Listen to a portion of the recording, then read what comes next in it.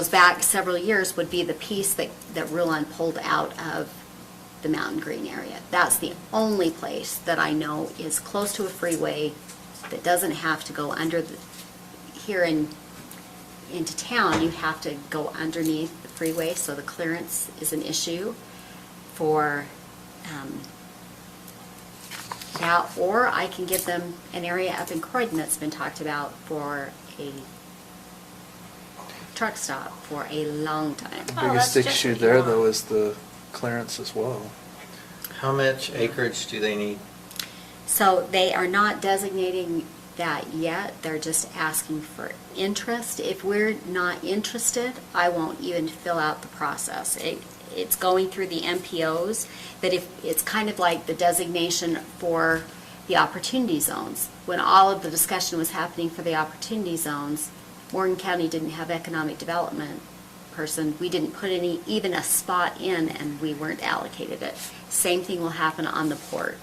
If we don't at least express some interest on it, we're just going to get left out. Yeah, you could put a commercial street in on an opportunity zone. Yeah, easily. So- It's a big opportunity missed on that one. I think, to me, that depends on how much they need. I mean, if they need 25 or 35 acres, No, then, it's really a lost cause. you know, well, It's 40. I'm pretty, isn't that section down there that they got from, you know which portion I'm talking yeah, about? I think it's 35, and then there's 9 on the other side of the creek. Yeah. And it's zoned agriculturally, it's a rock pit, you're not gonna grow anything there. It's nice zoning for Yeah, for a rock pit, but it's got a lot of gravel.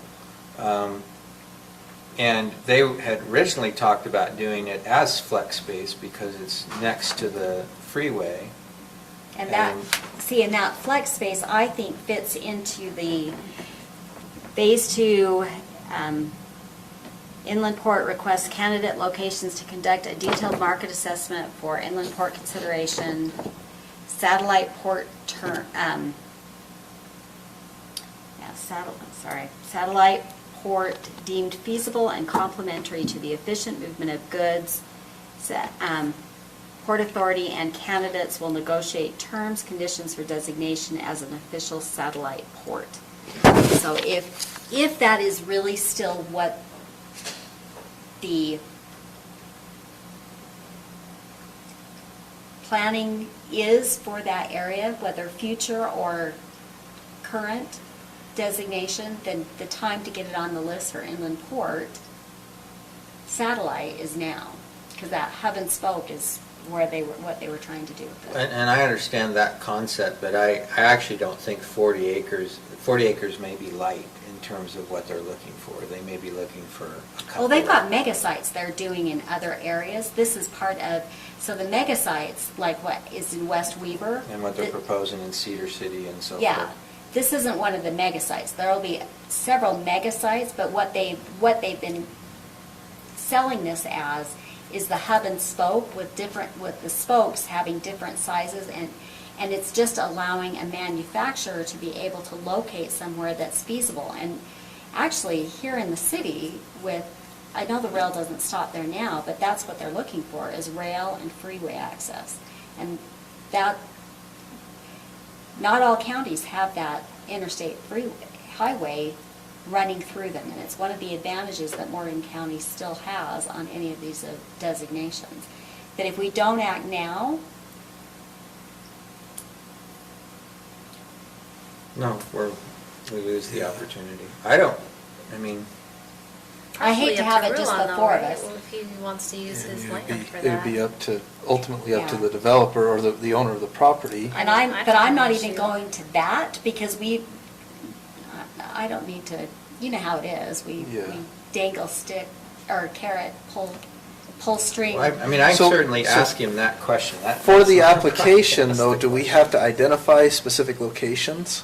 So without his blessing, it'd be hard to. Yeah, we can't do it without a property owner's blessing. And I'm happy to approach anyone in the next 3 weeks before this is due, or 2 weeks before this is due. But this is always how I get told